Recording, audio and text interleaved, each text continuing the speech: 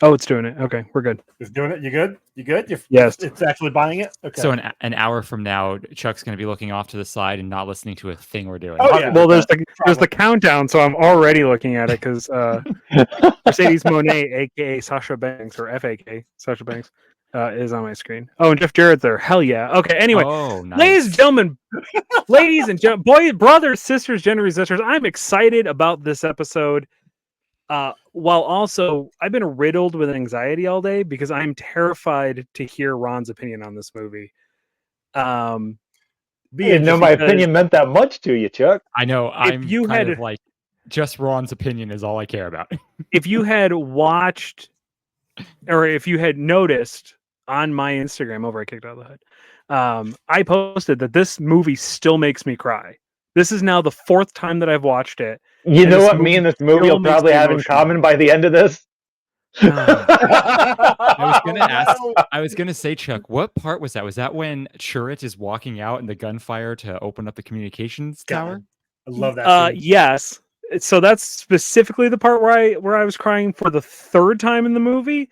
Pretty much any time that it's like one rebel dude just gunning down as many like stormtroopers before he gets murked himself, gets me. I don't know why. I'm just like, it's the ultimate story of like a tragic hero trying to just like do the thing it needs to do to get to the next thing. And I don't know, this movie for whatever reason just pulls at my little heartstrings and gets me. I don't know. This is the 4th time I've watched it now. I counted. 4th time. This is the first official time that I've watched it all the way through. So yeah, I guess the real question is, were you able to do it in one sitting? Okay, sort of. That's a no. For those of you wondering, brothers, sisters, gender resistors, welcome to another episode of the Comic Book Rundown presents Rundown Reviews. We watched Star Wars Rogue One. Is it Rogue One a Star Wars story? I thought Rogue One a Star Wars story. Which is funny because we got 2 Star Wars stories, and that was it. Just 2 of them. There's only 2 Star Wars stories out there. That is because the fans didn't like. Well, the fans were divisive on Last Jedi, and then was very, very divisive on Solo. And we talked a little bit about Solo last time, but because of all that, they're like they had to step back and reconsider, which is why they went all in on Disney Plus with the TV shows, and why those have been like killer for some of the stuff. Yeah, the subtitle of a Star Wars story never made sense to me though, because I'm like, aren't all of these Star Wars stories? Every single one of them is a Star Wars story. It's Skywalker Saga. Sure, okay. And then Solo and Rogue One are Star Wars stories. You're right. The differentiation does make sense. Yes. Yeah, except we definitely have Skywalkers in this, so We didn't have a Skywalker. We did. We fine. We have 2. Technically, we have 2. Who was the other one besides Leia? Vader. Oh, Vader. Darth Vader. Wow, really? Did we watch the same movie? Hold on a second. No, wait a sec. Vader killed Anakin from a certain point of view. Well, so actually, if we go, yes. Oh, yeah. Well, from a certain point of view, Vader jacked Anakin off, too. So, I mean. If we're going canonically, Obi-Wan Kenobi, in there, he does say that he killed Anakin Skywalker. So, yes, technically, Jordan, you are right. We only got one Skywalker. Real quick, I am curious, timeline-wise, when did this come out in comparison to the I don't know, what's the 7, 8, 9 trilogy called? So it goes Force Awakens, Rogue One, Last Jedi, Solo, Return of Skywalker. Okay. Rise of Skywalker. Sorry. Okay, so I saw this in theaters. Jordan, when did you see this? I saw it in theaters. First? Two or three times. I saw it the opening weekend, then I went with my brother and did IMAX the following weekend. Okay. Joey? Yeah, I saw it in theaters opening night. I think I saw it, on the 3rd watch, which I saw with Mito, friend of ours who passed away. We walked out, and that is when we heard about Carrie Fisher passing away. That's right. So, that happened right around this time. I forgot a week after the premiere. Yeah. Yeah, that was insane. The timing. Yeah, so I watched it Friday night on my couch. But you've tried to watch it before, though, right? Like you've started this movie before. Yeah. Okay, so, and I almost fell asleep in the same exact place when I watched through this time. When they go to, like, kill Galen or whatever, that part was so fucking boring that, like, I started falling asleep as soon as they were, like, flying out to it, and I'm like, oh, it's this part. And then I'm like... Edu is not that long of a scene, either. That's, like, exactly. the movie. Exactly. And so I had to pause it. I had to get up, get something to drink, wander around the house for a little bit, come back and sit down. That was the second time I had to do that. It's the tension of, like, is Andor gonna actually shoot Galen? It's like there's a lot of tension. Okay, that's another thing. Like Cassian Andor. Yeah. Okay, Cassian. I don't like his character in this because we don't. No. I mean, like, but in the Andor show, I liked him the whole time, even though he was almost the same person. Sure, this has no character development for anybody, realistically. You're supposed to be like, it's at the end. His development has already happened. You're seeing him in the final days of his life. Like, his development's already done. You're not watching him develop. This movie set up from one line in New Hope. A lot of good men died to get us these plans. Let's not let them down. But they didn't say anything about the woman that died. Is that because she's not good? In the wise, well, it was the 70s. In the wise words, they only had one woman. That was Mon Mothma. Yeah. In the wise words of professional wrestler Lance Archer / also Jake the Snake Roberts, everybody dies in this fucking movie. Everyone dies. That's the point of it. It's not the destination. It's the journey that we go on, and the absolute just crushing. All right, calm down there, Shepherd Book. A rebellion is built on hope, and they're going to crush every fucking ounce hope wasn't even there. Hope wasn't even there. You know what's That's funny? The point. You want to have hope, and you can't. I feel like this movie... They didn't get hope until Star Wars Episode 4, and then it was a new one. So it was a new one. Yeah, they had new hopes there. I feel like this movie wasn't even the journey. This was the destination, setting you up to have to pay to see what the journey was later on. Because I feel like this was just like, okay, we're going to make a movie based off of the opening crawl of A New Hope, and then set it up. Although I will say, when I was watching this, and Andor made some statements, I was like, I don't think that because he's like, oh, I've been fighting this fight since I was 6. I'm like, I'm pretty sure you weren't even a part of the rebellion until, or like even thinking about it till the end of the Andor series. Well, season but 1. Yes and no. Like, there are some things in here that he says that in a way could contradict the Andor show. His comment on fighting since he was 6, you stop. Since he was fighting since he was 6. He just been fighting the Empire and oppression and all of that. I get it. I get it. Yeah, sure. I'm just saying, I feel like they threw a lot of dialogue in there where I'm like, you're not leaving this open-ended enough to be able to do a prequel show like you want. And I don't think they were planning on that. It was just one of those things that, like, hey, we actually enjoy this movie did gangbusters. It got everybody's hype for Star Wars just like skyrocketed. That ending scene alone. I mean, everybody might be a stretch, but no, seriously, every neckbeard out there that hated the prequel series, every neckbeard out there that hated the prequel series was back on the Star Wars bandwagon when this movie came out. Rogue One, and everybody's just like, and it just kind of hold on, guys. Chuck, over here, bud. Nope. I was waiting for you to finish, so I could just talk about the things I actually liked about this movie. So I was going to wait for Ron to finish shitting all over my hopes and dreams. I get to shit on it first. Okay, well, hold on a second. Yeah, here, let's give Ron the floor because I want to hear everything he didn't like about this movie or what. Because for any fan, all one of you out there who is a Wreck My Podcast fan, you're welcome for bringing you one listener.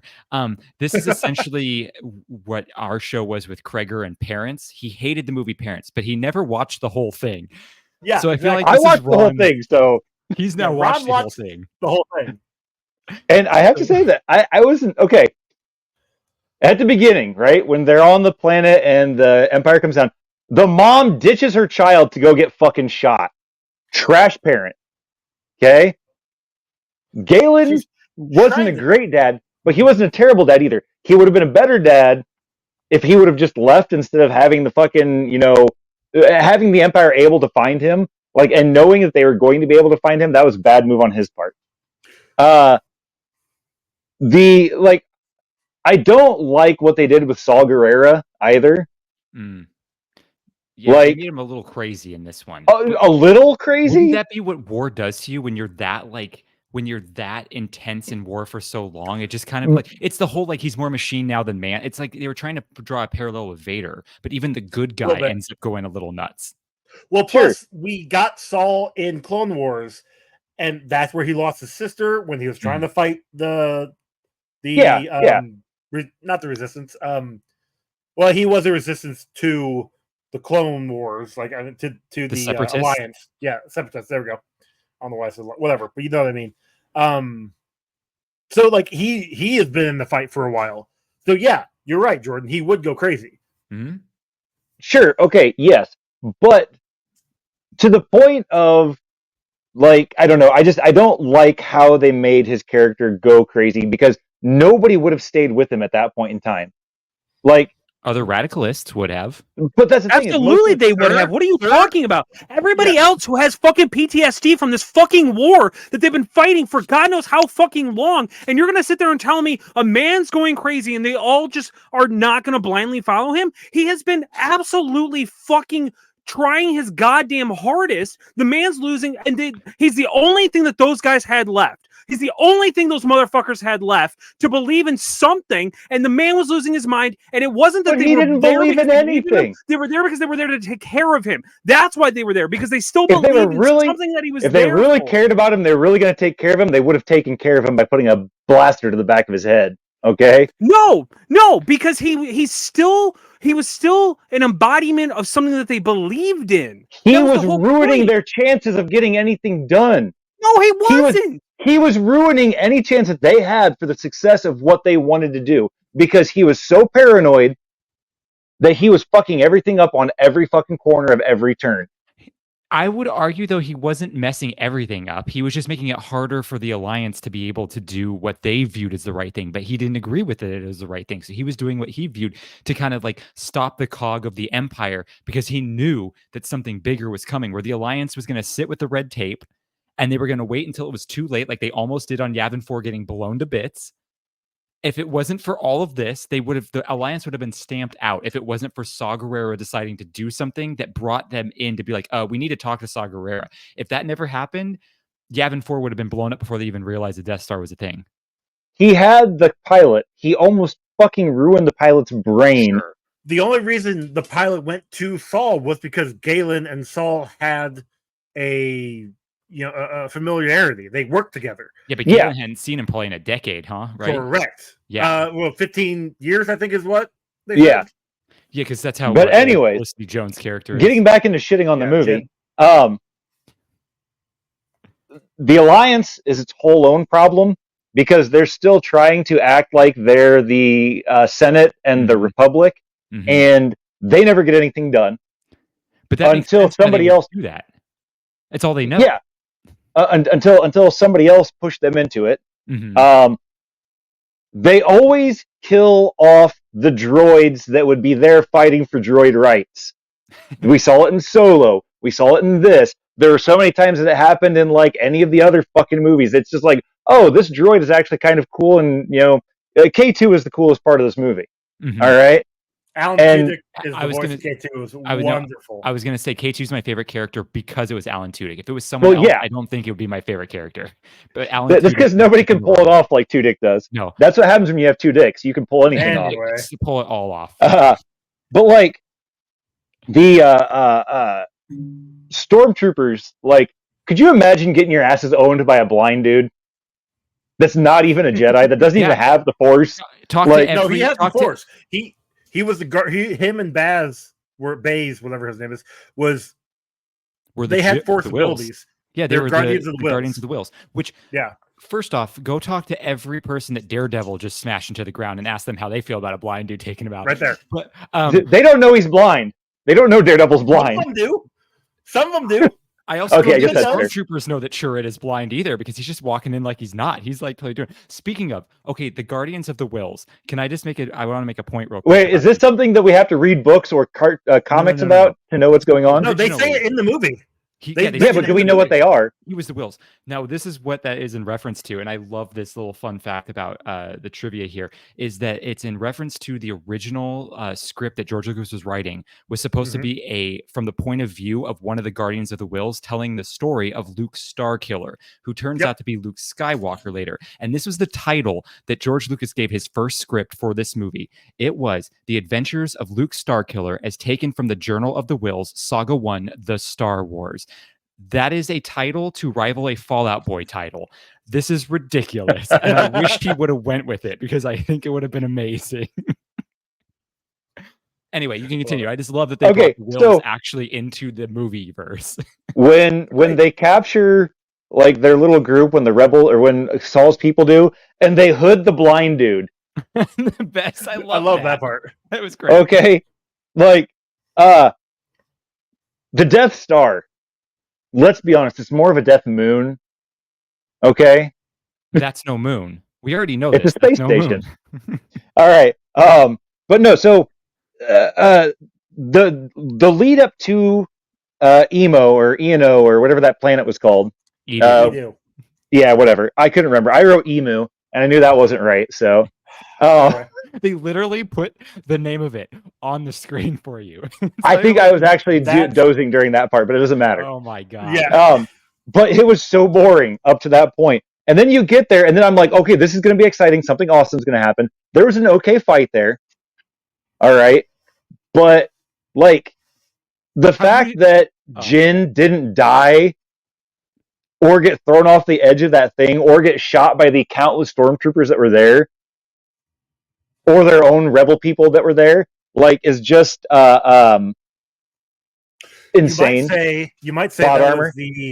That too, but will of the Force. Yeah, well, because there is a conspiracy that her mother Lyra was a Jedi, and the Force could be with her. She's Force sensitive. It's never explicitly said, but that is a theory. She's wearing the Jedi. But another robes. thing, she gives Jin a kyber crystal at the very beginning. Probably from her lightsaber. Probably. And if that's the case, then why didn't she have better reflexes? I think it was an Obi-Wan situation. She was going to sacrifice herself for the greater good of the plot. Right. Okay. Yeah. But then, when they're on there and the ship takes off and it like blasts her over the edge, but all the rest of the bodies that were there did not move at all. Oh, it's all about being close to the ground. It's kind of like, it's Yeah. I get why they had Vader in this, but also I feel like we didn't need the cameos of him and not a cameo. He was in 2 scenes. Oh, okay. Yeah. And Leia. Are you going to complain about getting to see Vader's castle on Mustafar and also him just completely destroy rebels? Like, come on, there's no way you can complain about that. The only complaint that I had about that is there's no way those guys would have gotten away from him in order to send that away. They didn't. They had to hand it through the thing. He didn't. That's what I'm saying. That guy that was handing it through the thing, Vader would have just been like, boom, and that guy would have been flying back to him. Yeah, but technically they didn't get away because we know 5 minutes later they captured shit. Exactly. That's fair. I don't know. They're just letting Ron shit on it so that we can. I know. Look, I'm gonna let you guys build it up later. I will tell you the good things that I liked about this. Okay. I liked K2. Mm-hmm. Okay. I thought it was the gonna be fight. For a second. No. I like the fight scenes with Chloroform, the blind dude. What was his name? Chirrut. There we go. Right. I liked the scenes where he was fighting, but it also felt really out of place for a Star Wars movie. No, because all Jedi, like, that's even like a thing they do with Luke where they're like, close your eyes and like focus. So like he No. I mean the actual way that he fights. Oh, Donnie Yen, like him doing his martial arts style. Yeah. I mean, don't get me wrong, it's badass, but it also just felt really weird. Yeah, because it's supposed to be we. How is it any different than Maul? Yeah, that's Maul true. uses a lightsaber. Well, but and martial arts. And martial arts.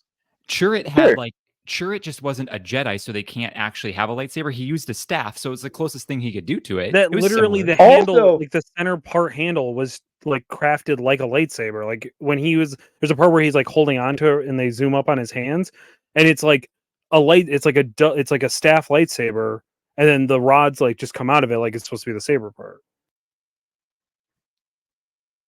Also, why is Stormtrooper armor so fucking pathetic? Oh, that's It's always easy been that way. because they need to Costs. produce it in mass quantities. It doesn't need to actually protect anything because they're just a fascist meat grinder. That's all they care about. They That's just need boots on the ground. You can That say had nothing what to you do with this want. movie, though, because I've thought that in every single movie that You they've can been say in. what you want about Emperor Palpatine being like a fascist dictator, but man, that dude knows how to balance a spreadsheet. He definitely P&L statements. That's a specialty. They are not losing any money on this army. That's because he started as a politician. Yeah. Exactly.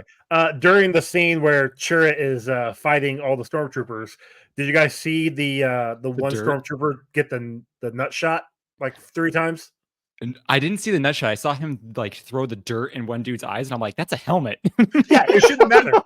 But no, like he grabs one stormtrooper, is like using him to block another one firing at him, gets shot in the chest, and then the stormtrooper that's firing kneels down because he thinks he can get a better shot and shoots the other guy like 3 times in the groin.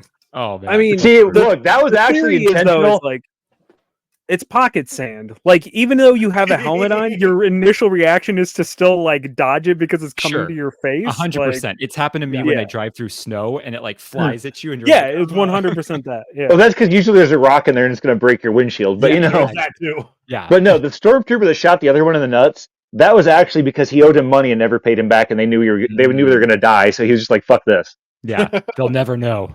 They'll never know. We always know. But I love how we get introduced to K2 when he just clotheslines her out of the fucking door, and he's like, "Congratulations, you're being rescued." Yeah. Yeah, I K2 like is your autistic character like representation in this movie because that's all he's just a robot with autism. That's all he is this entire 100%. time. He has Uh-huh. no like social nuance or anything. He just literally is stating the facts, regardless of whether it actually is like appropriate in the time or not. I thoroughly So enjoyed him. As I'm a with character. you, Jen. So Cassie said I had to be. So Yeah. it's officially okay. lore here that Chuck is saying K2SO is essentially Sheldon Cooper of this universe. Yeah, 100%. He's 100% Sheldon Cooper of this universe, except for he's not a bad character. Like when he does the grenade catch and toss back, So good. like he's just so nonchalant about it. He's just like, boop. He's like, "Oh yeah, I guess I'll go stay with the ship." You know, K2 is, like I said, the saving grace for this movie for me. Oh yeah, Okay. every line he says is great. It's like, do you want to know the probability that she's going to shoot you with that? It's high. It's very high. And he was the only sacrifice that actually mattered in this. But other I than would that, argue, yeah. honestly, I thought all their Jin and Cassian were actually the two I cared less about. I thought Yeah. Bodhi getting sacrificed was rough. I thought that it was so cool, like when Chirrut went out there, and then is his name Baz? Baz, B-A-Z. Yeah. And then Baz like runs out after him, and then like he's finally like, I believe again, and like they die together after. so being here's the back thing in about Jin, that. whatever. Like it's like These bromance. the black suited stormtroopers, they're like elite stormtroopers, right? Death they're Troopers, Death yes. Troopers. Yeah. Okay, death troopers, who were through smoke and fire and everything else, picking off every single one of these resistance guys, right? Until Baz walks out there, standing right in the middle of the place. And They don't Chirrut. take one. Okay, Chirrut, I understand because he has like the extra sense of things, but they just completely miss Baz, who is just walking straight towards them, shooting at them until he is within like 10 feet of them, and then they become, like actually able to shoot again. It's because So- they I- were one with the Force. The Force is with me. They were calling Yes, on the and- Force. And that's exactly what I was going to say. Every single Rogue One member in this final act, the final scene, they had the Force on their side. The Force was helping them get to the spot they needed to be at, get to what they had to do, and then as soon as they had it, like they did their thing, the Force moved on to the next person. Like with Okay. Bodhi, he had a problem with the cord. He went out there. He was getting attacked. He ran for it, got it plugged in, And then got blown up. Was able to get the signal up, and then got blown up. Chirrut, he was able to get out there to pull the Yep. the trigger. The whole thing blew up. He got killed. Baz, as soon as he's like, all right, yeah, I'm sad that my friend is dead, and I'm gonna go, save, So you're saying that he something. was using the dark side of the Force. No, they're all using the right side. He was definitely angry when He was sad. Churro died. No, because Chirrut is like, hey, he even said like he believes. He started believing it again. Very first time we see him. Very first time we see him, he's like, Baz was the most devout of us all. And once the Empire moved in and started taking all the kyber crystals out of the temple on Jeddah, they were like, well, what's the point? So they kind of became, not going to say mercenaries, but definitely became like, roguish types. Sure. The only other thing that I've got noted here, why in the Seven Hells are there two separate sets of controls for the satellite on top of the thing? That doesn't even make any sense. Because it's an Empire-built machine. That too. Yeah, it's not efficient. It's never efficient. Yeah, it's the reason why they also to have the Star Destroyer or the Death Star do something. There's like people have to actually be in the laser like tunnel. That makes no sense. Not only that, but realistically, that last part is the most unrealistic Star Wars related thing because that walkway that she goes across has a railing. Exactly. Like they would never. There's no railings in Star Wars. This is like the most inaccurate canon like thing. So see what happened there was they were actually filming on top of something and they were afraid one of the actors was going to fall off of there. So they had to build the rail because while Star Wars doesn't have OSHA, modern London does. Yeah. Yeah. Oh my gosh. Yeah. Also, if they could put a force field around a planet, I mean, I know we kind of get that. Well, we get one around the base on Hoth in Empire Strikes Back. Right, where they have the force field with the generators around their base. Sure, yes. And then yes, it's just for laser fire though, not for ships coming in. Yeah, that's what I'm saying. So we have this big ass thing that they could put around planets, right? But every planet that's important doesn't have one of those. Oh, what you don't know is in the novelization of this movie, they talk about the fact that this is the prototype that they built. This is the first version of it because this Citadel. They didn't say it in the movie, and I'm not taking the time out to read a book. They need to tell me these things in the movie because I don't have. It should be a whole story encapsulated inside of itself, and I shouldn't have to spend a bunch of extra time looking up a bunch of obscure shit. To be fair, there probably is a book that has an explanation for this, but I don't actually know. I think Catalyst is a really good book. It's the prequel to this. I definitely would recommend it. It might have been in there. I don't remember. It's been a while since I've read Catalyst. But that's the other problem is that because this is a giant universe, a lot of information in the books is actually relevant to these movies. And that's only because the movies came out and then they retconned everything and then retcon them in the books. But sure, but then Jin is also just a boring character. To be fair, she is I agree with you. I think. Oh, I thought you were going to say she was a woman written by George Lucas. But... honestly, though, I mean, I'm trying to think. Gareth Edwards, did he write this movie too? Who wrote this movie? Yes. Because I believe so. I think I remember seeing his name pop up. Because Gareth Edwards was written Godzilla, and he didn't really write any good female characters in that movie. I don't know his track record on writing female characters. The 90s Godzilla or the the one from 2014, right? 2015. The one that like the one with Kick-Ass. Okay, so really writers are Chris Wheats, Tony Gilroy, John Knoll, and Gary Whitta. Is Tony Gilroy the guy who wrote 12 Monkeys? That's not him, is it? Hold on, I'm checking. Oh, you got some episodes of Andor. Nice. Born Legacy, Ultimatum, Supremacy, Identity. Armageddon. Oh, wow. The Bourne movies. He wrote Armageddon? No. Oh, his first writing was The Cutting Edge from 1992. I've never heard of that movie. That's the skating movie, the figure skating movie. Oh. Okay. Did you say The Cutting Edge? Yeah. Yeah, I remember that movie. The hockey player who hurt himself and something like that. Would Jyn Erso actually pass the Bechtel test or whatever? No. talks No, I think to. I don't think she was ever. Did she ever talk to another woman? Yeah, Mon Mothma and the other like senator. But they brought up her dad, and Yeah, were Mon they Mothma only didn't. talking about her dad, or were they talking about something else in one scene? I mean, if it passes it barely. I don't know. Yeah, I I'm agree pretty with sure you, that Joe. a man was always Yeah, brought up what in the about the part when conversation. she tells him like a rebellions are built on hope or whatever? Doesn't that like count? That's one When line. there's like and I just don't a think- giant just group of people talking. Yeah, but there's They're no other all- women in that group. Yeah, there Yeah, is. it was. There's like 4. What's there? Mon Mothma Yeah, and there's- that one. Oh, you're the right. one, You're talking. I thought There's you were like talking there's about, the only black lady in this movie too. Yes. At that moment too. Yeah. Yeah. Yeah, Yeah, and you have to also- get your yeah, tokens in, man. I thought you were Come on. talking about when they were on the ship and she was giving like a speech to the people, like No. and No, on the way to there's scare. no female characters in that one. Yeah. Plus, we Um, also have Leia at the very end. Yeah, I wasn't to be honest. I didn't really care for Jyn Erso that much either. But I just think because she's poorly written. That's all. Yeah. I thought it was. I also hate Tarkin's face Yes. and Leia's face. I disagree. Well, I halfway disagree. I really liked the way they did Tarkin. I think he looked great in this one. See, I didn't, because every time he would talk, his mouth was not moving with what he was saying.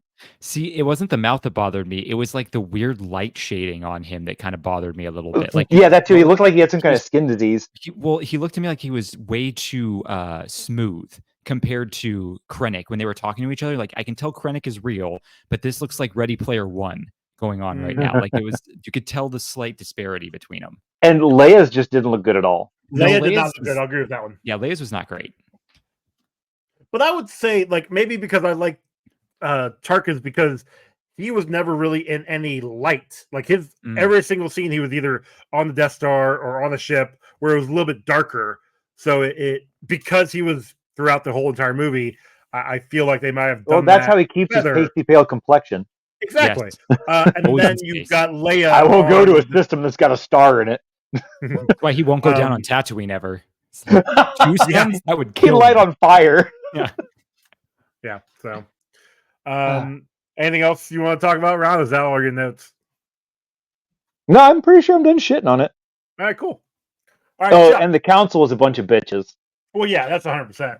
You're definitely right on the whole. Like they were still living in the past Mhm. because even when they win in Return of the Jedi, we'll talk about it when we get to Force Well- Awakens. They literally just like, all right, we're gonna go back to the way it was, and Yeah. that I was not also the way to think- do it. I also think that I shouldn't have watched Andor before I watched this, No. because in Andor they are nothing but fucking risk takers and like fucking pushing the envelope, and in this they're all just like, but what if we just never did anything except argued about doing things? But also in Andor, they were still separate cells. Mhm. They weren't. This Yeah. was the first time that they had gotten everybody together, finally. So that could be why they weren't taking as much risk. They didn't want to lose what rebellion they had. There's no rebellion if you're not doing anything. You're not wrong. That's, All right. Right. That's Ron I'm telling done. everyone They Now should you open guys- up they should take their toys out of their packaging. Stop displaying them, Chuck. Play with your toys. No, I'm just kidding. I've opened enough of them. It's okay. That's what that shelf's for. Yeah, there's a ratio, right? It's large. Yeah, It's a yeah, certain yeah. ratio. You're good. If the yeah. card art's cool, then I don't open it. That's Mhm. my rule. I don't think I've ever not opened a toy that I've gotten, so Oh, I don't open. I'm calling myself out too because there's a lot I don't open. I mean, I've got a few I don't know. all this wall I bought because I liked the card art, not so much the figures. So that's that's fair. why it exists. Yeah. All right. Anyway, So- I love this movie. So I know. I was gonna say this movie is my favorite Star Yeah. Wars movie. So It- All right, well, while you guys talk about it, My I'm going top to take a 3. nap. yeah. Uh-huh. Let me tell you why Edo is the best scene. No, Edo is the best scene. See, you don't even know what the fuck it's called. It was really big written across the screen. They put it right there. It's right there. Just I knew what it's So- called. Just don't know how to pronounce it. So we don't get a scroll unless my thing fucked up. We did have a scroll. No, we don't. Nope. But we do Okay, get so- in a galaxy far, far away. Yeah, so we did get that, which makes sense because it does still line up with like the Skywalker saga, right? Mhm. Like it falls into that place. Yeah, it is separate, but it does. Right. I mean, it's immediately before New Hope. So it would make sense that this happened in a galaxy far, far away. But are we saying that if it's a Star Wars story, then we don't get scrolling? That's the whole thing. correct. Because No, interesting. we didn't get a Because we don't scroll need in the setup Solo. because this is the scroll for A New Hope. Basically, yeah. So we don't need the scroll for this one because it's already a scroll. Now, if a movie comes out that's set in the High Republic, is it going to be a galaxy far, far away, a long time ago? Wait, no. Is it going to be It'll be a long time ago in a galaxy far away? A long time ago A longer, in a galaxy long time ago in a galaxy further I don't away. know. Like, yeah. I'll be interested to see what Acolyte, which by the time people are listening to this, it's like 4 episodes in. I'll be interested to see what that says. We are like a week away from that at time of recording. My brain bleed thinking about that. Look, I've been doing that to Ron for years now. That's fair. Great. Are you talking about us time traveling? There was, I don't know, Jordan, I'm sure you know this, but they had references to Rebels. They had Ghost, the actual ship. They yelled I did recognize Ghost. Did you? Okay. Yeah, because I play Star Wars X-Wing, the miniature nice. game. Yeah. And they have Ghost was stupid broken in that game. Dan, enemy of the network, Dan Cole, regularly ran the Ghost. Like there was like a meta Ghost list, and he ran that all the time. Or it's not that broken. That's what people say when they have stuff like that because they're winning. Yeah, the only thing that would beat him was Taylor, who would bring TIE bombers and a Lambda shuttle. It was the only thing that could and would just wreck Dan hard, and Dan would cry. It was really funny. But they call out General Syndulla over the intercom, and then you do see Chopper, the droid. Oh, I don't remember seeing Chopper. What scene was that? It's a really quick and you blink and you miss it scene. I believe it is when it's either when the Rebels or Rogue One's getting ready to leave, like they're going up to the ship, and you see him like in a corner. Okay. Or it's when the one general's telling Cassian, which actually I guess is telling Cassian's like, hey, we need to kill Galen. So it's one of those two scenes. I can't remember which. So yeah, I didn't know that one about Chopper, but I knew the other two.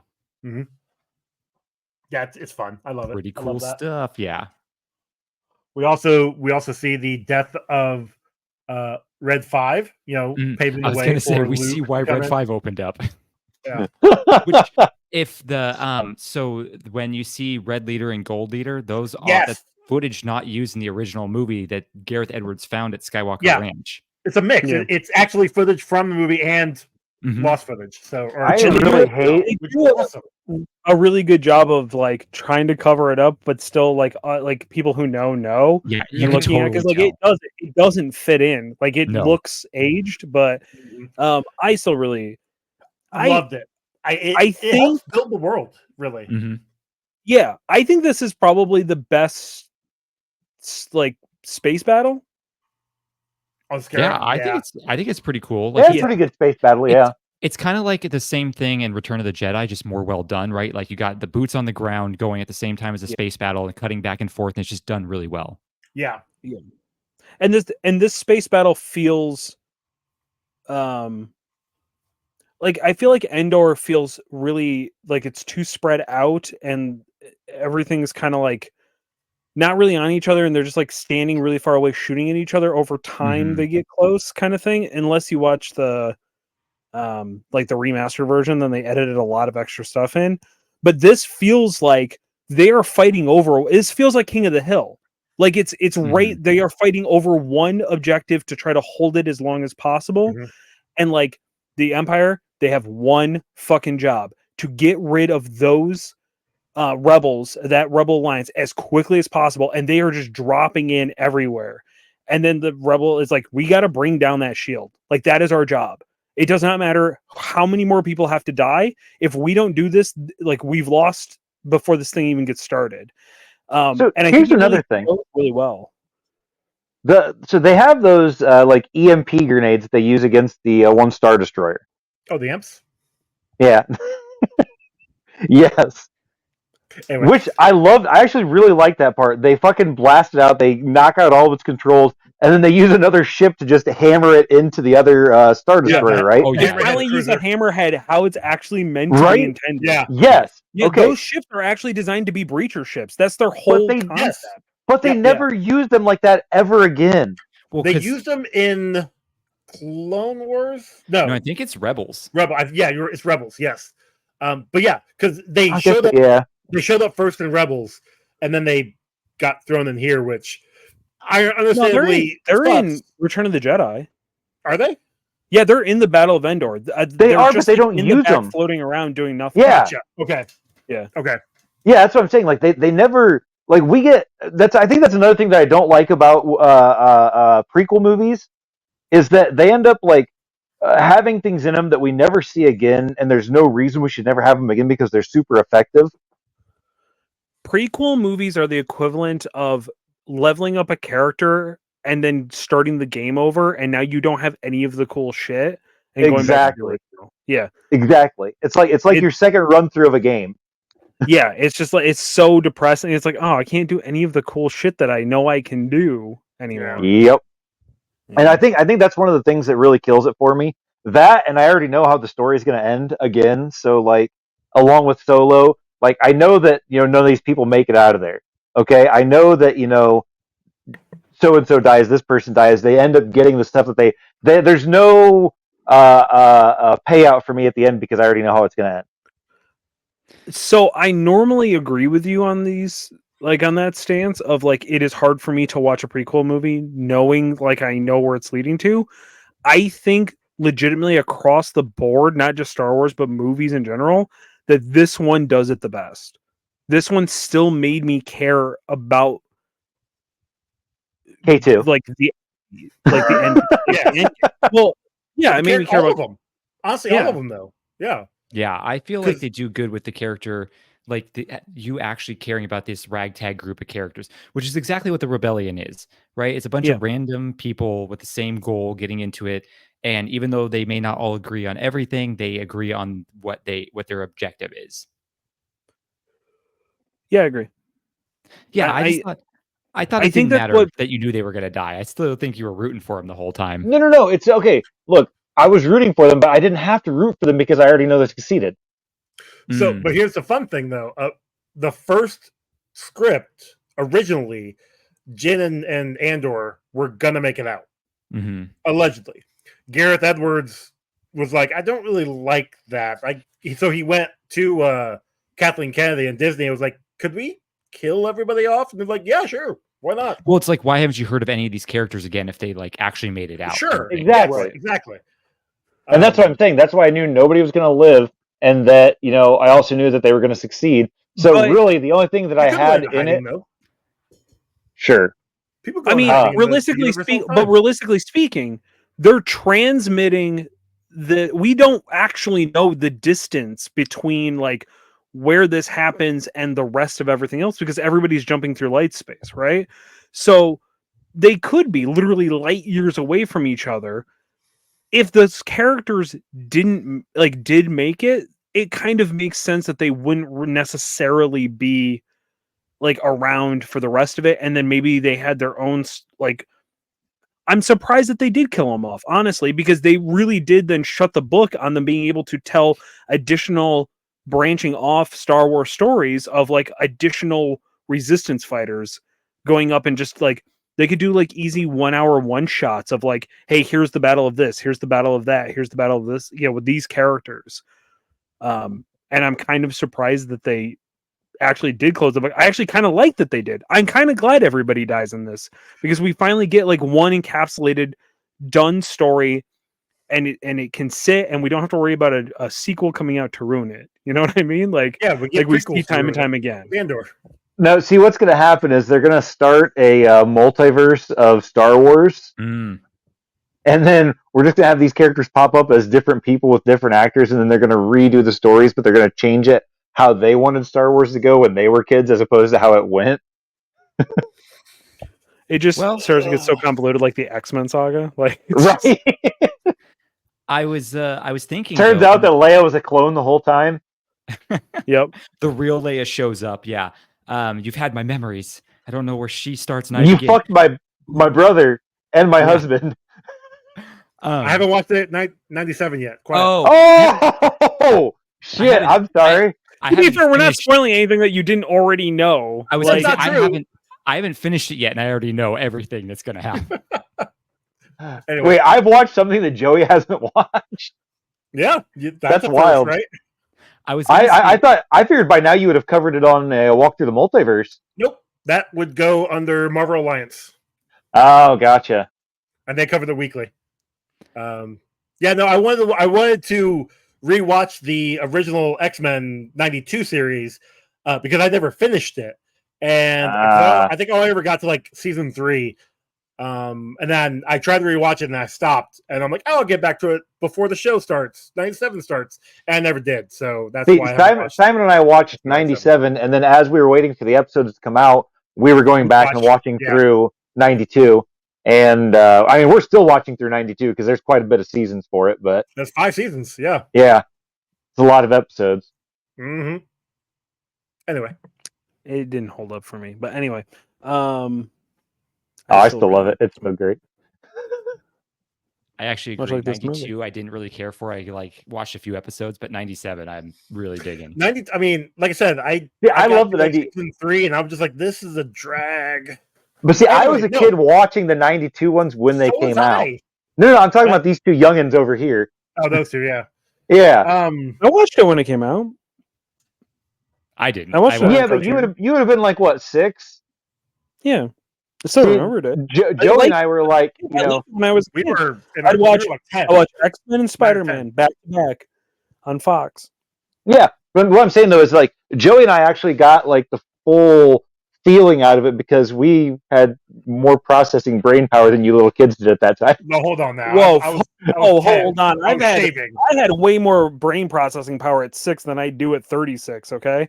Yeah, I was at a 5th grade level. Okay. Generational trauma and concussion from backyard wrestling have just fucked this thing up, man. There's nothing up there anymore but oatmeal. I mean, that explains why you like this movie so much. Oh, fuck off! This is a great movie. Ow. How does it explain the rest of the world? Yeah. So there at the end when Jin is getting ready she has to realign the satellite. Did that TIE striker like see her on the?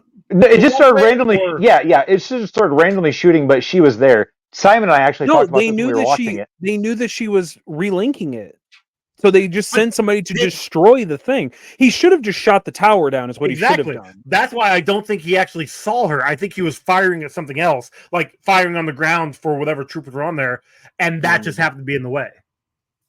The Force was busy during that scene. It wasn't protecting her. Yeah. Well, I don't know. There was railings, so those were force railings. So, this movie is everything that I love about Star Wars. It's a rebellion taking on like the fascist empire. It's just a bunch of awesome like resistance dudes just killing stormtroopers. It's a mouthy droid that isn't like stereotypical like Solo was in that way. In my opinion, every battle scene like is exactly what I wanted it to be. Stormtroopers armor looks dope. I think Death Troopers are the best version of like Stormtroopers in general because they're actually like elite of the elite, and their job is to just like essentially hunt down like defectors and stuff, like because they are essentially the Inquisition or not Inquisition, Gestapo at this point, and they're just like hunting people down. That sure, why did they never catch the pilot then? And they did. He escaped. that means they didn't catch him. I mean, he escaped multiple times. Like he defected. Yeah, they didn't actually catch him, but they didn't. No, they didn't know about it. That's the whole reason they destroyed Jeddah. Yeah, I don't think they knew that the defector was actually out there. They just knew that they know at some point because they say, hey, one of you, when they kill all the old guys, the old engineers, because he's like, one of you is working with a pilot. Yeah. That's the only thing that we know. But they technically don't know if he was Imperial pilot. He could have been a Rebel Alliance pilot for all we know. Also, they also think that he's dead because he was on Jeddah and they blew up Jeddah. Right. Jeddah City, I should It is say. interesting, though, that the Senate still technically exists. Like, at this point? Yeah. So it's just for show so that the galaxy doesn't fall apart from the Empire's control. But right. It's the Empire saying, it's just like how we have Congress, even though they're not for us, even though they don't do anything for us, that we are supposed to believe that we are the ones that actually choose to elect them in and that they are doing what's best for us, even though they're just mouthpieces for corporations, which is basically our empire. It's getting too real now, man. It's getting too real. This is what people didn't like about the prequels. I think there's a part of me that does think that the Rebel Alliance still kind of plays ball politically, because technically they were part of the old system. Mon Mothma is a senator. Bail Organa is a senator. And so they do have to play ball because they don't want to commit the war crimes. You know what I mean? Like, in their brain. They're tiptoeing that line of being like trying to be in the system, but also against the system. Like, they're trying to fight from within, but it's just like a very hard thing to do.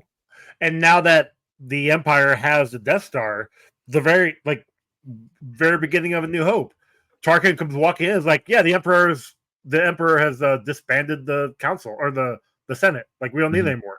It's all every planet's governing themselves, because he needed something to basically hold the fear of he the needed Empire. The senators to keep the local systems in life. Like he says, he's like, fear will now keep the local systems in life, in line. Like, before, it was like, okay, I need all the Senate to be on my side so they can go out to their planets and tell those people what to do. And everyone's like, sure, I'll do it because the senator's telling me to do it. Now he's like, now if you don't do it, we'll just blow up your planet. So, like, I don't need these senators anymore. Yeah, Palpatine has absolute power. How close do you guys think we are to that? Hopefully not. It's already there, Ron. The Illuminati, led by the reptilian overlords of the Professional Casual Network, control the system. Don't you know? Yeah, and they live under the Denver airport. I didn't realize how much Chuck hated Dan until he just said that. Well, first off, Dan doesn't have any control actually on this network. Just so you know, I thought he's the reason that Elite 8 Showdown got canceled. Didn't it get canceled? No, that was all Tim. No. See, Dan is the Wizard of Oz, but he's the big giant flaming head of the Wizard of Oz. Tim is the man behind the curtain. So he uses Dan as his scapegoat on a regular basis. It was really Tim sold. A lot of people don't know that, but when are we going to get an episode, man? Listen, talk to your boss. He keeps dodging my, hey, we need to finish recording. So, and he won't release them until we're done recording. So, oh my gosh, he's just edging you, bro. You know what I mean? Like, think of that release when you finally get them in about a year. That's all. What the one guy who bought 10 shirts or 10 mugs or whatever. That's all. Like, he's not getting his money's worth. Exclusive right here. I do have another design in the works for a T-shirt. So for us or for Elite 8? No, for Elite 8 Showdown. It will be me as Marie Antoinette being carried to the gallows by a juggalo, Fred Durst, Julie Bowman in an Arctic wolf pelt, and Arnold Schwarzenegger with Tim as the executioner, who is wearing an executioner hood but still has his glasses on over top. That is does the executioner hood make him look bald? Oh man, I should actually tell him. Also, Arnold needs a sailor hat. That's the one thing. Oh yeah, maybe that's the idea. Yeah, okay. I love that. That's awesome. I'd buy it. Yeah. Well, ridiculous. if my 100%. I love it. I got a people on it, so. So I originally had said that this was like. Oh, go ahead. I'll just say my last thing is the Darth Vader scene at the end. I love that scene. Yeah. So I had worried because I hadn't seen it. I saw this like 3 times when it first came out because I watched it twice in theaters. I went with 2 different groups, and I loved it, like unquestionably loved it both times. And then I watched it. It's like one of the last DVDs I ever bought. And I bought this like on Blu-ray when it got released. And then I never watched it since. And there was a part of me that went, man, I hope that this still holds up because we've been watching a lot of these movies that I used to love and it didn't hold up for me. Mhm. Yeah.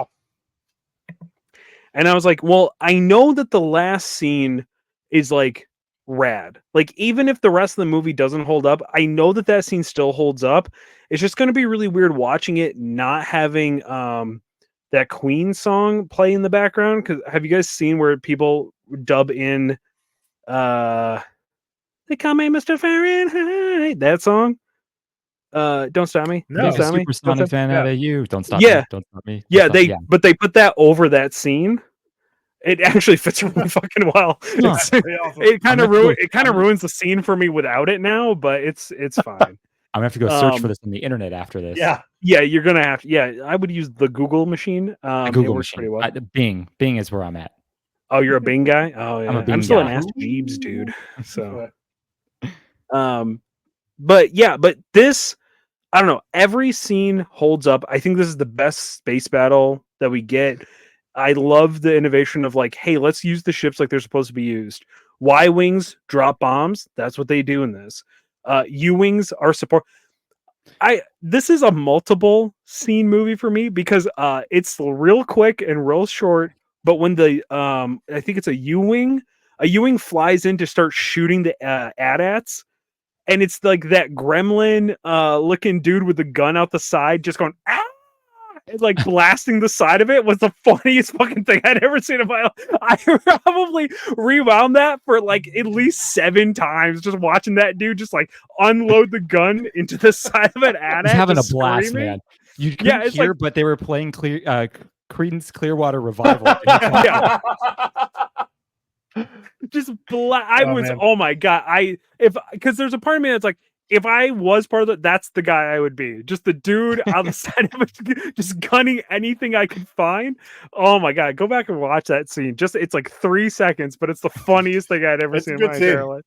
Because it comes Fun. out of nowhere. You know what I Yeah. mean? Like it's like we're in phase 2 of the most depressing shit we're watching as like everyone's just getting murked. And then all of a sudden this U-wing just comes out of nowhere and just starts blasting it. It just cuts to it looks like a critter or something. It's just like ah! It just Love it. Oh, Chuck's dying all over right. there. Yes, he is. He cannot keep it together. While he composes himself, Jordan, you have anything else you want? Yeah, I have a few things. One, I think that they could technically still say Bail Organa is alive at some point because they say he's going to Alderaan to talk to people to get them ready. They never actually say whether or not he got there before the Death Star blew it up. So maybe he was True. off planet during that time and then went into hiding, and we're going to see him later. Just saying that's a Doubt it. possibility. Yes, you are correct. Just But I saying that's a doubt it. possibility. I think they Also, purposely said he's going back to Alderaan, so we know he was on Alderaan. When it I gets think they blown up. wanted you to think that, but also expect the least expected. Uh-huh. We gotta He's actually a Sith Lord. There you go. That's what we're gonna find out later. That he's actually the dude. I'm forgetting the name. In I'll say. Ahsoka. What was his name? Ray Stevens' character. Why Why am I drawing a blank on his name? Yep. Wasn't it like Balin or something? Was it I'll say Balin? Because that's pretty close to Bale. Hold on. Maybe. Uh, Just maybe. while you're I looking would that up, look, I but will say this to upset Ron and maybe other people. I think Balin's skull. I think Jin is a better character than most of the females that I've watched so far. In the Star Wars, for this, I think she's the best developed female character outside of maybe Padme at one time. I think Leia was pretty good. I haven't for seen the Leia yet. era. Oh, that's true. He Okay. said as of up to now. Yeah. Up to now. Okay. Makes sense. Mainly Sure. because Ahsoka's a fucking terrible character. That's why. Specifically. Young Ahsoka's a terrible in character. the movies, you are correct. Yes. Yes. I was gonna say In the later seasons of Clone Wars, in Rebels, in the Ahsoka Those TV show, shows, they don't count. I understand that. Doesn't count for what we're doing here. So Actually, I'll be honest. Okay, I did not finish Ahsoka. I got like 2 episodes in because they were like dropping it or whatever, and I forgot about it. But I didn't really get it either when I saw her in like Mandalorian. Like, you didn't get Granted, why she I was never- cool? Yeah, it just didn't do anything for me. It just felt like Okay, she was fair. kind of like the edgelordy, I don't give a shit angsty character again. She is kind of the edgelordy, angsty character. That's kind of Yeah, what she's I filling the inherently role don't for. like those characters. And granted, I still have not watched the Clone Wars to like get the point of like why she was good, but Because Ahsoka didn't side with the Council or the Jedi. Like she left the Jedi because she didn't believe that they were actually doing what they should be doing. Well, she also left Jedi because they abandoned her. That's what I'm saying. Like they Anakin should was the already. only one that was on I her haven't side. seen any of that. Oh yeah, good point. Don't want to So- spoil that for Chuckles. Right. Oh, just he's saying, never gonna watch it. think- Let's I be think- serious. That's not true. I'm just working through my shit. You know what I mean? If I ever get time, here's the thing. I started to try to watch stuff at work while I'm standing there disassociating for like 8 hours, pouring Plan to creme into a cup. But I can't really hear. So, See, 'cause so can't wear- I can't got wear through all of the Clone Wars while sitting in my living room painting because I could listen to it and know what was going on without actually having to watch most of it. I So- don't have them. Kid I don't have. I don't really have time. Maybe this summer I can get to it, but I normally just don't have time to sit and watch even an hour worth of a show. So What do you do when you're painting? I don't paint anymore. Like I get maybe 20 minutes before work most Oh, days. that's a whole episode right there. Yeah, it's not enough for me. Anyway, anybody have anything else? Yeah, I was gonna say we had a Listen to nice cameo podcasts. of Ballsack guy and Walrus face. That's true. right. Yeah, I Um, forgot about that. Oh wait, I know their names. Yeah, ballsack guy in Walrus face. Yeah, that's their name. No, Dr. Walrus Face's name is Pondo, I believe. I had his action figure. I believe it's Pondo. Doctor something. Yeah, it never made sense why he was a doctor. He doesn't look Yeah, like Dr. a doctor. Yankum DDS. Yeah. The Just only other the thing sound of a I- power drill going going on around the back. Yeah. The only other thing I wanted to mention is Riz Ahmed, who played Bodhi. Also great in Nightcrawler. Yes. Never seen that movie, so go check that out. But apart from that, that's everything I think I got. I haven't actually. My only You haven't seen Nightcrawler? Man, that's a great movie. No, I've never either. Is it good? What's it about? Oh my gosh, it is so good. Is it I don't about know what- worms? I don't know what it's on, but it's like I don't even know how to describe the movie. It's the What's most the genre? genre is like LA noir, but modern version with Jake Gyllenhaal playing the craziest character you've seen him play, and he's played some crazy characters. It's on Stars. Go watch No, I it. don't have It Stars. is so good. Like Okay. it's top. It's actually we have 4 posters that are hanging up in our media room, and I wanted so badly to have a Nightcrawler poster up there, but it was like $180 to get one. I was like, yeah, can't do that. But it's like probably I'm one sure of my you can top find a 5 favorite bootleg movies. somewhere. Oh well. All right. I'll give it a try. My only gripe with this movie is the Death Star changes sizes. Mm. That's my only gripe. Well, so what happens is sometimes the Death Star is Perspective. angrier. It's going from being an adolescent to an adult. So it shows its power level by how big it gets. Yeah, but it does it reverse. It's like gigantic when they're putting it together, and then like when it kind of So like it's kind of like shows up it's in kind of like places. when you see a guy in a big truck and you know he's got a little peepee, and then you see a guy in a little car and you know he's hung like a moose. I drive a smart car. I drive a Fiat. Dude, No, you're wait. fucking packing. Holy Wait, no, man. no, because then he changed it to he drives a Him is Fiat. energy efficient. So now we know he's just a woman. I just drive a Vespa. What does that say about me? There you go. You're dragging that fucking kickstand Yeah. behind you, buddy. There's like sparks going off behind me because it's also metal. I drive an 88 Honda that doesn't have any seat belts. What does that say about me? I have I walk STD. everywhere. Anyway, okay. So I Do you guys remember I- the trailer for this movie? That like every scene that's in the trailer is not actually in the movie.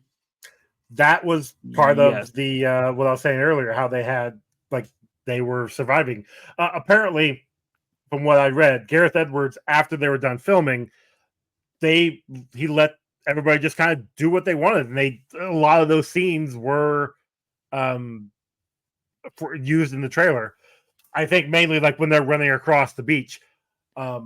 Also, But, there was this scene where when Jin's going out in that platform we've talked about a million times, there's like a TIE fighter right there. The TIE Striker comes up. Yeah. Or I guess it would be a TIE fighter. Which was badass. It looked great in the trailer. Yeah. But that was also before they decided on how they were going to actually end the movie. They had changed the actual ending. Speaking of ending the movies, I did want to mention one thing here. For some reason in my head, because I haven't seen this probably in like 4 years was the last time I watched it. It's been meant for me, yeah. I remember Andor and Jin like kissing at the end, and I was like, when we were coming up to that scene, I was like, "Oh God, that's right, stupid." Like, why did they do? And then they didn't do it, and I was like, "Oh, okay, good. They did the proper thing here." They seemed like they had an attraction to each other, but nothing ever actually. I'm happy nothing ever actually was pursued. Or I felt I was honestly kind of hoping that she would get shot when she was on the walkway, and then Andor would see it and then shoot the guy. And then, get killed later on. I did think it was a little fucked up that he held her back from letting her kick a dead corpse. I didn't really get why he wouldn't let her just do that. Yeah, he kind of got... just let him kick her anyway. Like, why didn't it matter? Right. The dude that shot his own informer in the chest. Yeah, right? Yeah. Yeah, he didn't want her to kick a corpse. Is an asshole. Mm-hmm. Yeah, it didn't make a lot of sense. But by the end of it, he's like, he has a heart, I guess. I like the idea. I like the idea that they didn't because much like how I felt about Solo when I first watched it was, a really good story ruined by a half-assed written love story. Yeah, they don't do that in here, but I think the idea is like the attraction is there because shit is just like so bad, like everything is bad right now, and we just have to like stay connected, and then you inherently just feel that even if it's not real. You just need to cling to something that feels good. Therefore, like it's called trauma bonding. Like trauma bonding, or like a little love addicting in that way too. You know what I mean? Like you're feeling this connection to somebody, and you just inherently think that it's a romantic in that way. When realistically, it's like a mentor love kind of thing. Like, yeah, it's like a lot of the time people think like mentor mentees like have this like romantic feeling and and it's not. It's just because they have this bond. With each other, and it's often confused as like romantic, and that's why a lot of the time people assume that there's like things going on between mentor and mentees, but they're not. It's what I specifically am afraid that they're going to try to do in season 3 of The Bear is turn the mentor mentee between Carmi and the girl, I can't think of her name now. His sous chef. I'm terrified that they're going to try to make it romantic when in actuality it shouldn't be. Anyway, it's a different podcast, but but it's Hollywood. It's Hollywood, so they got to throw a fucking love story. That's the prequel to Cocaine Bear, right? Yeah, actually, yep. Okay, good. Well, there is a bear in the first one, so yeah. Oh, is it really? That's funny. Yeah. I've never. If you haven't watched it, I highly recommend watching The Bear on Hulu. Okay, I'll watch The Bear. You watch Nightcrawler. Deal. I'll do that. Perfect. There you go. All right. You actually might really like The Bear. Oh, I'm sure I would like it. I'm sure I would like it. I just wonderful things about it. I'm with you, Chuck, that finding the time to actually watch shows these days is hard. So I have to I still haven't gotten to the Avatar. I really wanted to watch the live action Avatar series, and I still haven't gotten around to it yet because I want to give it the attention that I want. I'm actually right there with both of you because it's anything I watch now is for a podcast. And one of my kids came down, was like, "So what are you watching now?" I'm like, "I'm watching this." "Oh yeah, why?" I'm like, "It's for this show." "Oh, what about this?" "You should watch this." I'm like, "Yeah, I might watch it for this show later." Yeah, if I do the podcast on it. Yeah, so exactly. Jordan, have you watched the Avatar cartoon? Oh yes, love it. Okay, so imagine that, except it's only 8 episodes long for the entire first season, and they cut out all the character development, and then that's what you have for the live action. So it's not as good? No, it's not. Oh man, that's such a bummer. They cut, like I said, they cut it down to 8 episodes, which is already going to cut things out of it. But then they just like all the character development that happens in the first season and even into some of the other seasons is just kind of nixed out of it. But you'll have to watch it for yourself. But anyways, Joey was getting ready to say something about us moving along with this show and this podcast. I think we're basically at the end. So yeah. So I'll go ahead and give the kill count. I counted. Yeah, what's that kill count? 166. Ooh. Fuck. Now, mind How you, many were in Jeddah City? One. again, one, One. because of the was gonna Alderaan say- rule. Yeah, the Alderaan rule literally comes into play here. Because there would be so many That more was- dead. So, does So that are mean- we supposed to believe, though, actually, real quick, because this also is like inconsistencies, are we supposed to believe that because they aren't firing it at like full capacity, that's why it takes forever to blow a planet up now?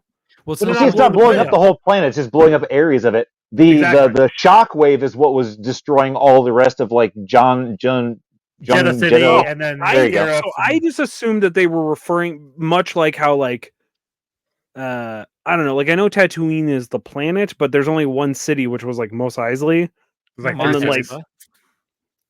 Boonta Yeah, but Eve. nobody ever I don't think that's a no city. those things. No, it was yeah. Bunta Eve is a holiday, I believe. Mm. Yeah. But like, I don't know. I just always But assumed there's like Mos Eisley, Mos Espa, There's Moss- one more. Station. Mos D's nuts. But that like Hoth is just Hoth. Like Yeah. yeah. And then Coruscant is kind of the whole planet. Well, the whole planet's a city because yeah, you know exactly. Honestly, that's how isn't things there are parts of- terraformed. And There's parts of Coruscant that aren't a city. I thought there were parts of it that were still like they left uninhabited. Is No, that not it's true? no. It's all one big city. No. Okay. Never mind. But like majority of the planets, it's the Hoth system, right? And then like yeah, the planet, and then the Hoth planet is- itself with Hoth. Yeah, Okay. Then like the what is it Endor? Endor. Endor is a planet. The moon of Endor is where we get to Correct. on The in the forest movie. Moon of Endor. Yeah, But yeah. And I Endor think- is the planet we never really see. yeah, because I think they also have like a water moon and a there's another moon. They have like 3 moons, I believe. Anyway, I forget. We'll get to that in a couple movies. Yeah, but no, you're right. Like, there's only a few cities that they actually name. Everything else, it's planet name, and that's just there. Yeah. It was a little Um, confusing. yeah. But yeah, no. I just always like I guess I get is it like because literally this is just World War II dropping nukes on Hiroshima essentially, but I just assumed it was like they're slowly blowing, like the planet will blow up. It just takes longer time because it wasn't as much, but A single fire reactor. No, it's blowing up the one area. It's not blowing up the whole planet. Gotcha. Yeah. Might as well though. I mean, Yeah, it's damn going to near. destroy the ecosystem of the planet. So it's Yeah, kind of I mean, look really at Jeddah City. Like when they pulled away, it was all in space. Like, Yeah, it blown caused up all the way out there. that's an extinction level. You know, Oh yeah, Event like it'll right there. destroy it. So eventually, but yeah. So well, it was just a mining explosion, no big deal. exactly. So Jordan, who's got a bad feeling? K2SO has a bad feeling, but no one really cares or lets him voice his opinion. So we barely know it. That was very fun. Ron, what you got for bingo? dead parents, government interference, identity reveals to friends and enemies. We had unexplainable science, comic book logic, a fight for control of something, hero kills, a reformed bad guy, a cameo, and I think that's it. All right. Who was the Well, that's reformed it. bad guy? The reformed bad guy would have been Galen. Oh, And Bodhi. Bodhi, and I guess Galen. K2SO. and K2. K2, yeah. Yeah. So Doesn't count. Droids aren't real. They don't have souls, so they don't count, just like Mm. clones. I count them in the kill count, so they count in real life. No, that doesn't make any sense. All droids go to heaven. Oh, that is actually a really good question. If you can be repurposed and brought back to life like a droid, does that count as a death? Yeah, because you're a new person. It's like reincarnation. Are you? It's like the ship of Theses, right? If a ship replaces all of its All right. parts- Anyways, what you got for the Spawn Cape continuum there, Chuck? I mean, all right, does this hold up? Yeah, because it's like not that old. Like Mhm. this movie's not all that old. 8 I years old. actually- Yeah. I actually thought that what's his name? I can never remember his name. The one that they Tarkin. Okay, Tarkin. I think that I thought Tarkin actually looked better than when I watched it the first time. And maybe it's because I was watching it on television, not like a giant movie screen that I was and I thought he looked great on the movie screen. See, I thought he looked terrible in the movie screen, but this I was like, I don't know, maybe they cleaned it up for like Disney Plus or something. It was weird. Could have. I also didn't think that Leia looked that bad either. I don't know. I guess maybe Leia looked like an animatronic to me. Like it looked like they were trying to make a cartoon animatronic, and they just because again their mouths didn't move like like your mouth actually moves when you're talking. Like it was just going. See, that's weird. Disney's actually good about making animatronics. They've been to Disney World. They're all over the place. I actually thought she looked about as good as them bringing in the original footage. And when I first saw this, I thought it was just the original footage cleaned up. Like they just found like a way and then like just had Carrie like redo the voice or something. You know what I mean? Like, I don't know. Mm-hmm. Yeah. I still think it holds up. So I'm going to say, because I think we fixed the scale finally, so the numbers have to be closer together for it to be good. So I'm gonna say, because the space battles look fucking rad, and there's a lot of practical effects too. Mm-hmm. Oh yeah, like most of the on ground battle stuff actually is all practical effect. I'm gonna say like a 4 out of 7 spawn capes. Okay. Yeah. No, wait, don't they have to be further apart? I forget. don't know what you said. No, the closer you are to 100%. I literally just edited the episode where you said that, and I don't remember. I'm fairly certain that when you first started these, you said the numbers don't matter anyways. So, yeah, I'm not keeping track. Yeah, but but you know me, I still got to try to work like a monologue of logic. So I think we should stick with the original then. In which case, the closer the numbers are together, the better it was. The farther away they are, the worse they are. So like if it's 4. I know no, they have to be. They have to be close together because realistically, spawn is a 1 of 1. It is a 1 of 1 of the scale because it's your control, which is it doesn't hold up. So I guess it should be 4 out of like 727 spawn games. But see, then you have to go back through and redo all the scores you've done up to this point because you've done them the opposite way. Right now, I can just reset it right now. That's actually, I think I reset it like 2 times ago, but it's fine. It was like I said, it was a couple episodes ago. Yeah, except for the last time we did it, you went back to the old scale. But anyways, well, I'm changing it now. It's my scale. I can do whatever the fuck I want. There you go. You know what? You know what? It's only 1 kill anyway, so who cares? Anyway, It's only 1 kill. So Ron, do you want to rate the females, or are we not? Absolutely not. Okay. After doing that, Chuck made me feel dirty and disgusting about following up his idea. All right, cool. And that was a terrible life decision on your 100%. part. Nobody should ever take any advice I give them ever. That's a terrible idea, except for the bear. Jordan, go watch the bear. It's the one you give me the one good one. Everyone gets one. The one good. Yeah. This is the boy who cried wolf. At this point, yes. Go watch it. Actually. Okay, Jordan. Out of 10, what do you give this? 9.4.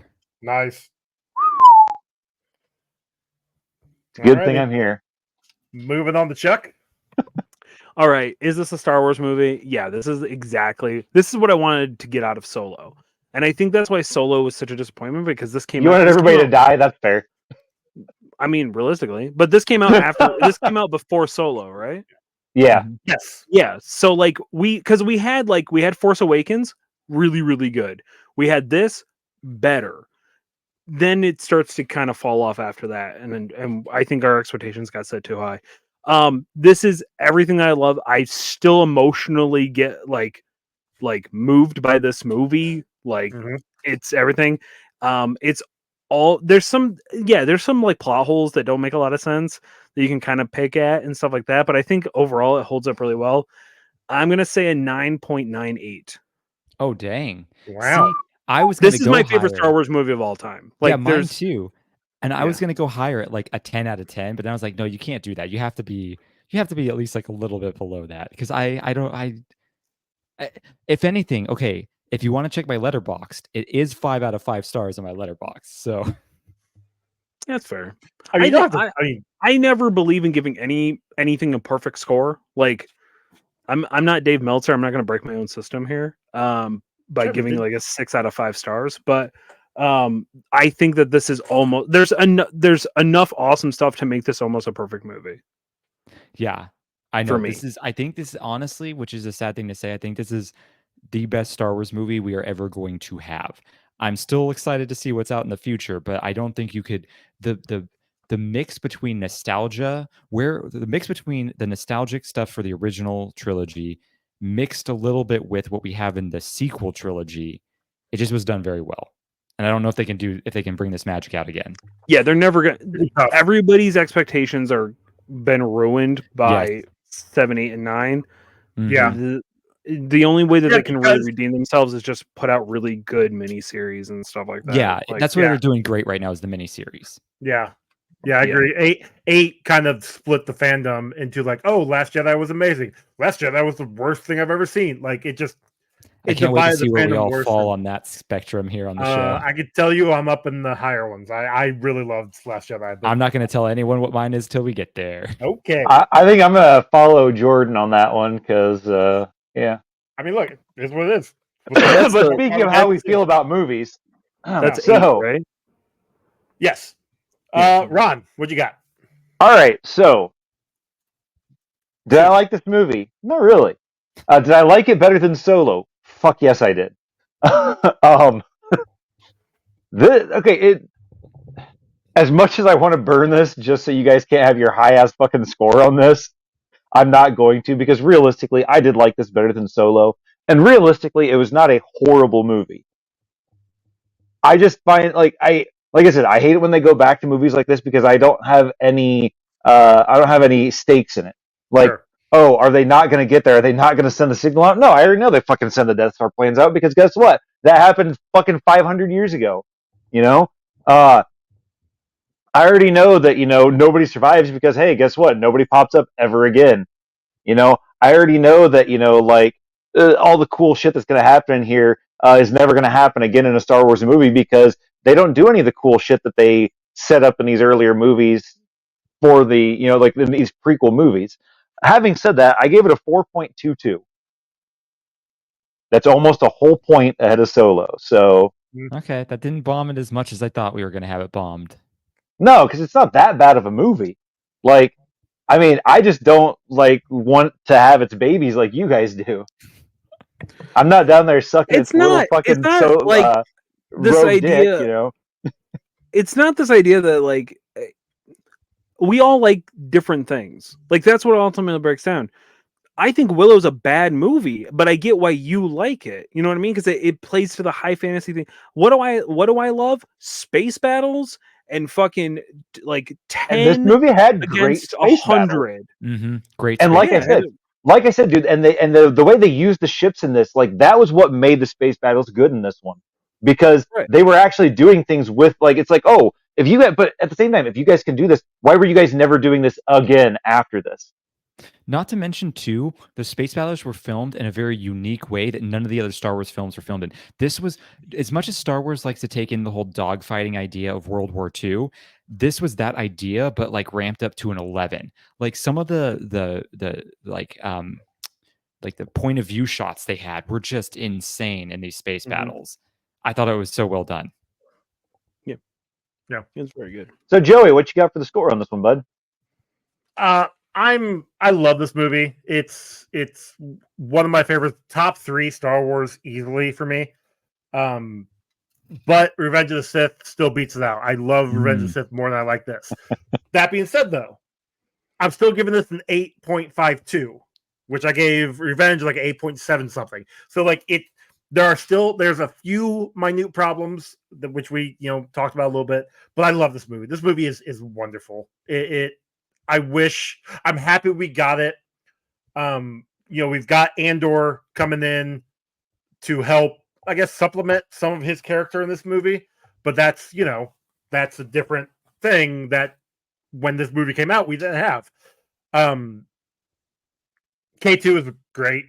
One of my most favorite droids of all time, and similar. Like I was sad to see everybody die, but we had to see him die.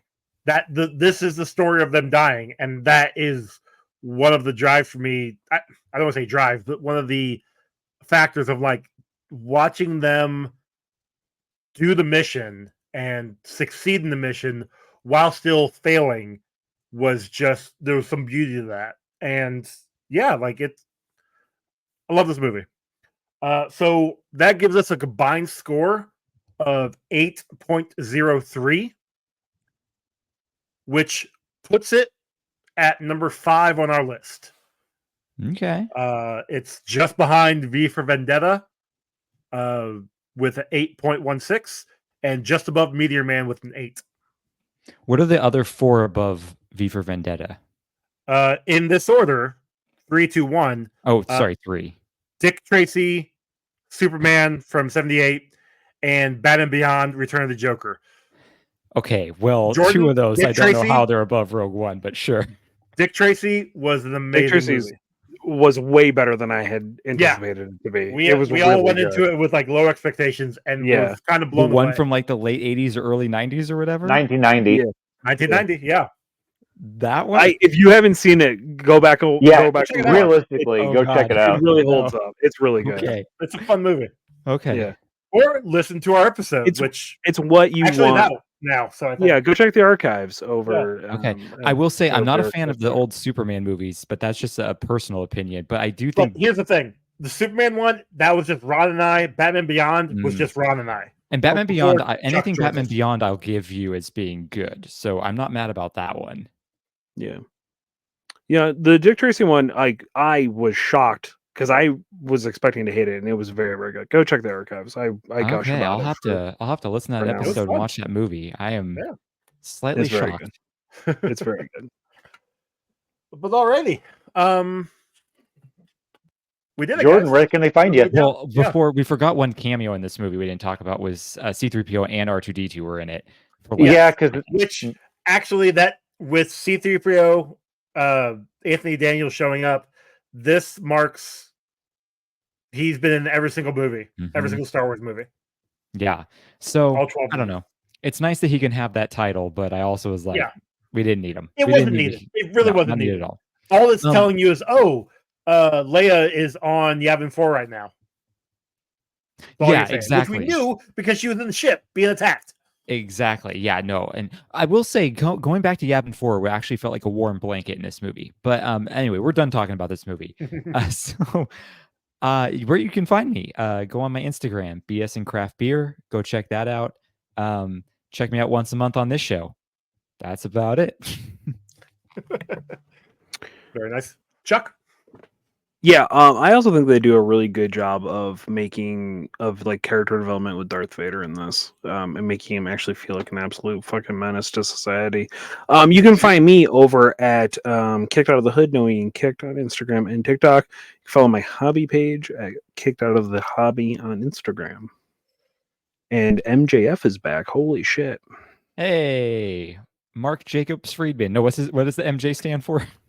Maxwell Jacob Friedman. Maxwell Jacob Friedman. That's And right. he's walking down in a leather jacket with a denim vest over top, a la like Triple H in the early 2000s. Wild. Nice.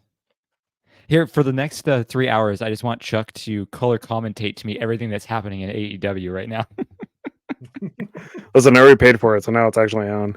I missed Will Ospreay won the international title. That's the other big thing that happened. Nice. So it's good stuff. Ronald, where can they find you? You can find me on Instagram and TikTok at Good at This Game. You can find my art on Instagram at Good Art This Game, and obviously you can find me here on this podcast. And you can also go get a shirt that I made on TeePublic and Redbubble. I said those right this time? Yes, I did. You did. Yeah. Yeah. Yeah. And Brand new shirt.